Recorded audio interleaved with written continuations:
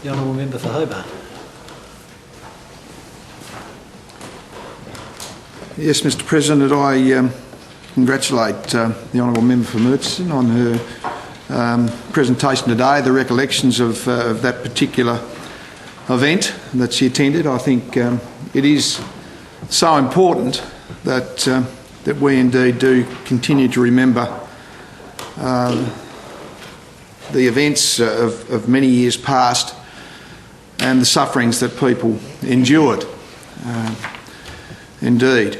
And I had the privilege of actually meeting Frank McDonald. I think it was around 2000 or 2001 when Australia Post placed his image on a stamp along with Alec Campbell. And he certainly, he was a person on the street, a person who went from our shores to fight for the freedom that we indeed have today. And I pay tribute to Frank McDonald and to Alec Campbell for that matter, and those who indeed accompanied them during those very, very sad times. I've spent many years commemorating Anzac Day, Battle of Crete, Vietnam veterans, Korean veterans, Battle of Britain, Battle of the Coral Sea, Boer War, Soldiers, Memorial Avenue, on and on and on and on it goes. And I guess the question that is often asked, when does one stop commemorating these sorts of events? Well, it was a number of years ago now that Anzac Day started to wane a bit. The attendances at Anzac Days weren't very high, and I think it was Philip Cocker of the Hobart sub-branch of the RSL decided that he would work with the schools to have schools become involved, and so students from each of the different schools around the southern area were chosen to march in the parade with banners of the various units that indeed existed during the various wars, and as a part of that process the students themselves had to do the research, and it was very interesting to see the engagement of those students and how they learnt about the privations of war and indeed the devastation of war. And indeed you'll note today that a lot of younger people now attend Anzac Day ceremonies as a result.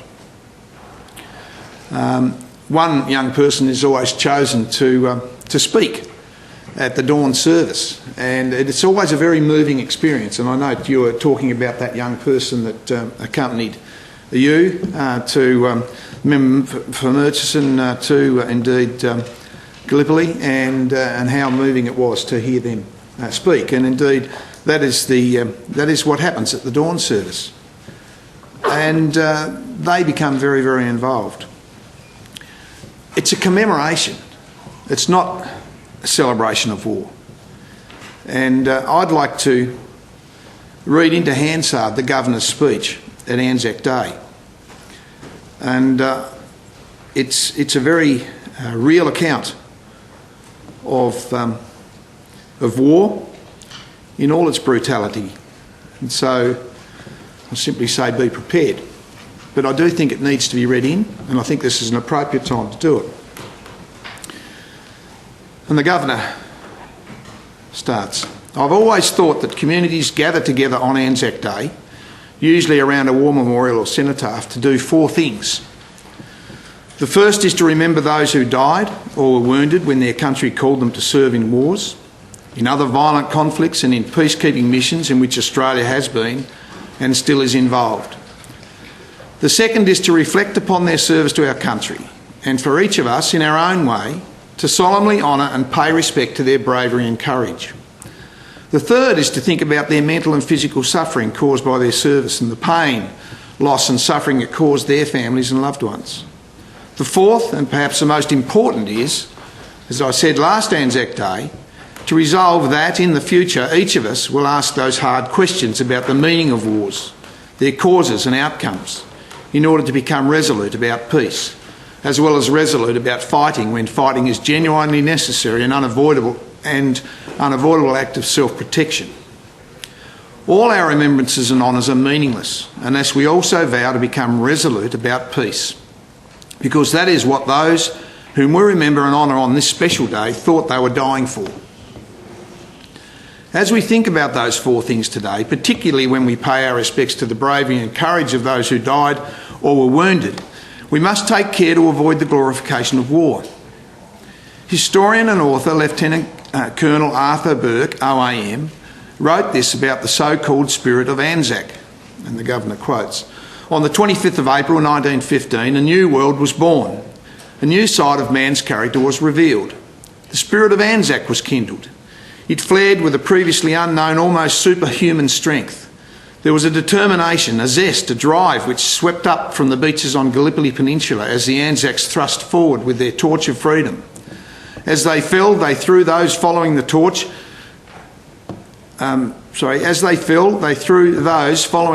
so their quest would maintain its momentum. That torch of freedom has continually been thrown from falling hands and has kindled in the catchers' souls a zeal and desire for both our individual liberty and our country's liberty. That desire has been handed down with the memory and burns as brightly as the flame which first kindled it," unquote. And the Governor continues, "Well, with great respect to retired Lieutenant Colonel Arthur Burke, he was not on the Gallipoli Peninsula in 1915.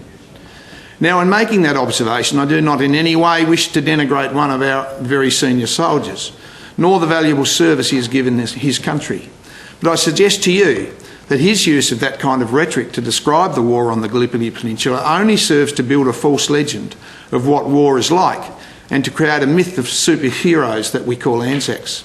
It is difficult to imagine that, had he been at Gallipoli in 1915, sweeping up the beaches in the face of a deadly hail of machine gun bullets and shells that saw so many young men ripped apart, that he would have then described himself as, quote, thrusting forward with the torch of freedom, unquote, and only throwing it to those who were following him as he was killed.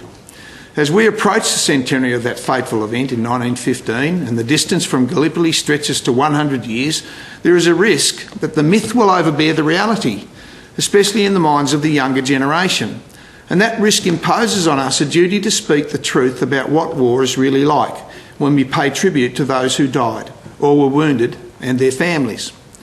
An American soldier in Iraq wrote this, quote, "To kill a man is to kill a part of yourself, humanity. Like that man, that part of you stops breathing and dies. There is no resurrection, just a cold, silent stillness. What is left is an animalistic will to survive and the memory," unquote. The Governor continues, "A historian wrote of the trenches in World War I, quote, "They smelled bad because there were open latrines everywhere. There were bodies rotting everywhere. Nothing could be done about them.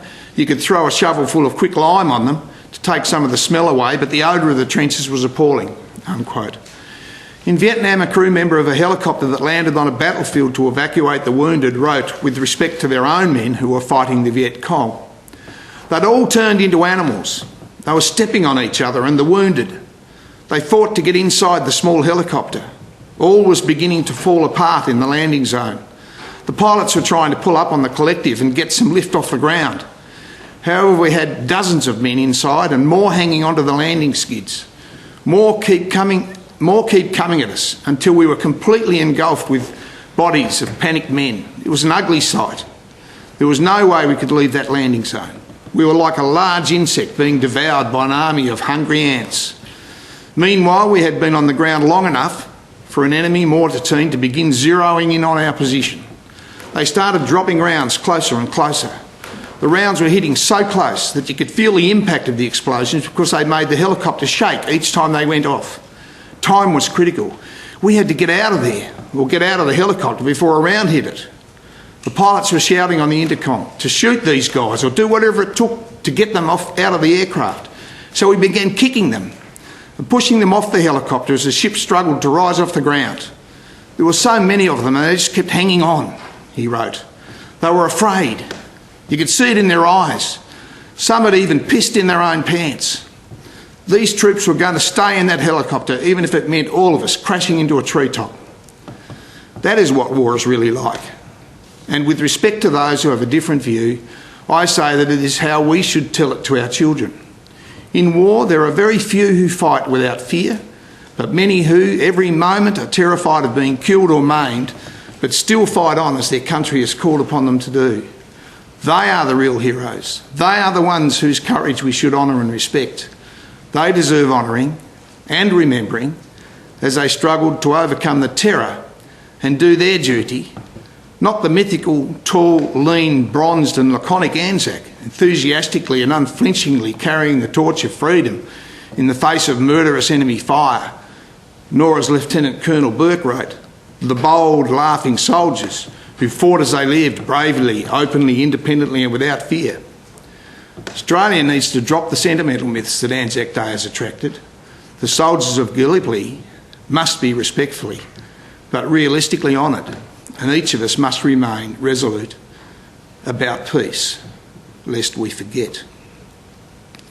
Well, I think you'll agree with me that that was a very powerful speech by our Governor, and it answers the question as to why we need to continue to commemorate these battles and these events, because we must do everything in our power as individuals and members of the public, and indeed as parliamentarians, to see that we try and shun war and try and avert war from occurring. We've seen over the last few days what's happening in Syria, with gas being used and the way it's affecting the population there. It is brutal, there's no question about that.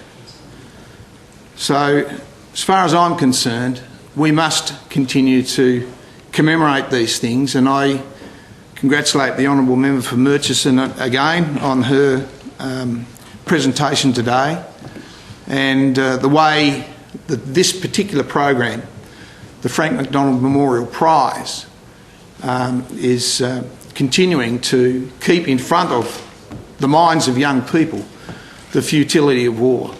It's a very, very important project, and I thank her for her presentation.